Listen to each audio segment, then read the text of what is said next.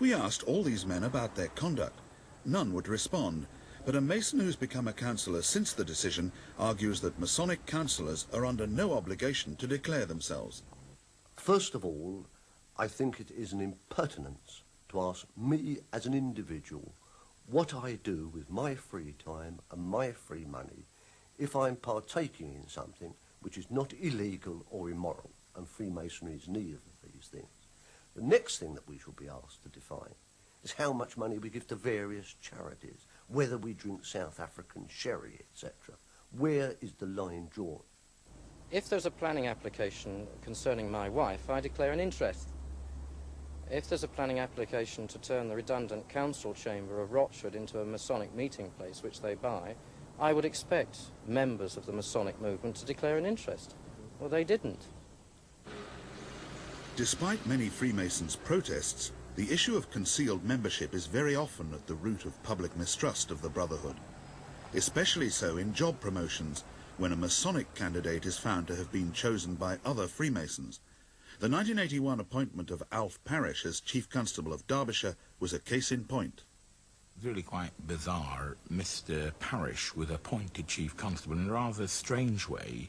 Many of us thought with undue haste at the time. Sadly, the Chief Constable at the time had tragically died of a heart attack. It was in April of 1981, and we were conscious that in May of 1981 there was likely to be a change of control of the County Council. The new Chief Constable was hastily appointed by a subcommittee dominated by the ruling Tory group, which looked likely to lose the forthcoming elections. Parish had been the serving Deputy Chief. It could be argued he was likely to have got the top job anyway, but his was not the only rushed promotion.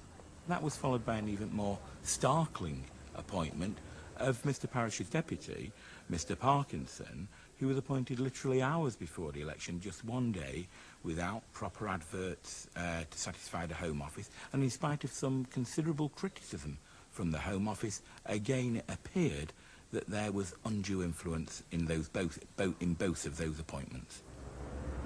With the new Chief Constable and his deputy now firmly ensconced at police headquarters, Labour gained its predicted victory and David Bookbinder became council leader.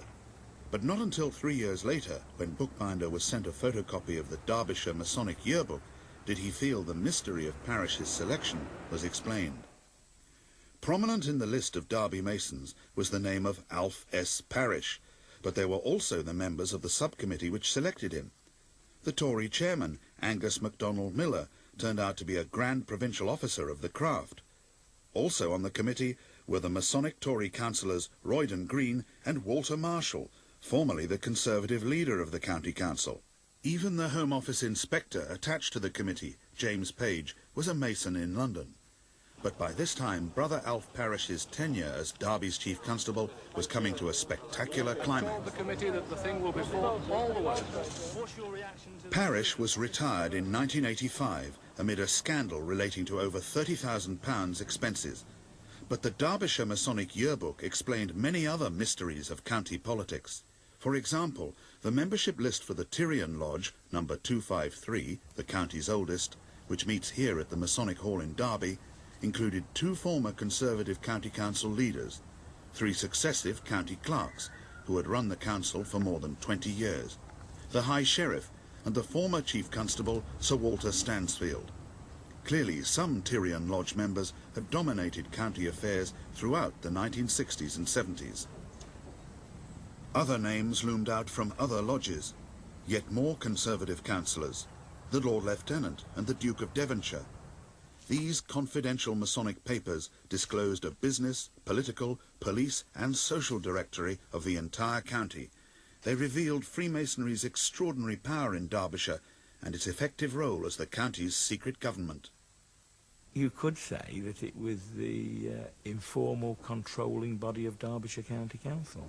It certainly successfully had its members appointed in their most sensitive and key positions that exist in this authority. It could all be a coincidence, but it really would be a very remarkable one. The Tyrian Lodge of Derby does seem to contain a substantial slice of Derbyshire's ruling elite.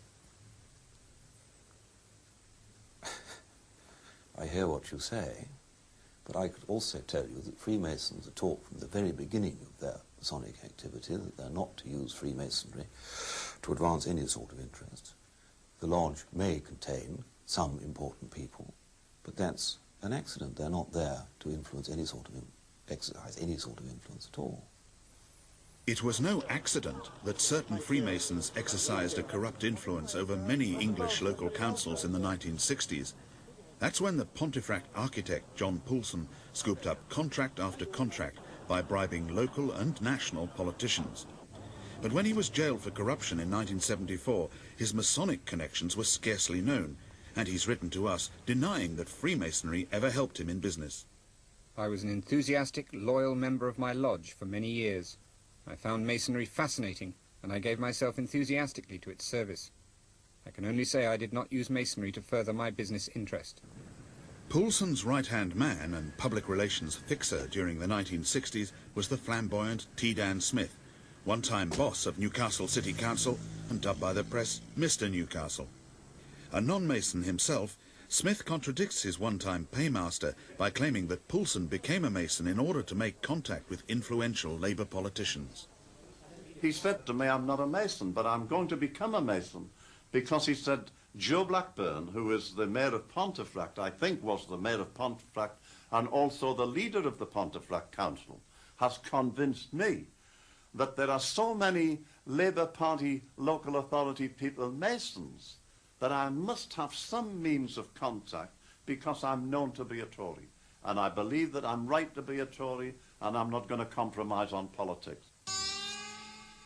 For some Yorkshire citizens, in 1986, 3 Bradford researchers uncovered long-buried evidence of Masonic opportunism over council plans to build a bypass through the Leeds suburb of Headingley. I think what we've always been interested in, and I think most ordinary people are interested in, is what are the backroom deals? What is the wheeling and dealing?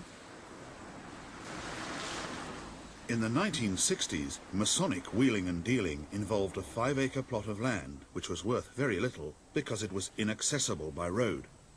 But then Leeds Council earmarked half the land for a new bypass. The proposed road would give direct access to the rest of the plot, which would then rocket in value as prime building land. 20 years later, in the unlikely setting of a suburban bedroom, the 3 researchers began a painstaking investigation of company and council records, as well as confidential Masonic documents. They discovered that in 1966, 12 local Masonic lodges had banded together to form the Shire Oak Property Company in order to buy the 5 acres of land in Headingley. That's the London one.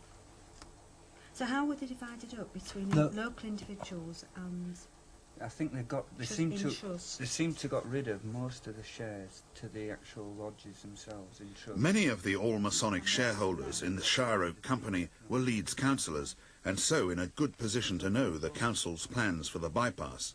They included Alderman John Astle, JP, on the Transport Committee, Councillor Donald Bradley, Finance and Planning Committee, Lord Mayor and Alderman Alan Bretherick, Councillor Harold Jowett, Finance and Planning Committee, and Erwin Bellow, council leader from 1975 to 1979, when Mrs. Thatcher made him Lord Belwyn and Minister for Local Government. In 1974, Leeds Council set up a voluntary register of councillors' interests. Not one of these councillors had ever declared their interest in this matter, and really that's what the registers of interest was set up to protect against people with inside information and inside influence on decisions actually profiting from decisions made at the council. But as the 3 researchers found out, the Shire Oak Masons were to come unstuck. In 1976, Britain's Labour government announced huge cutbacks on road building. The local bypass was shelved, the value of the land slumped, and the Masons eventually had to sell out without making a profit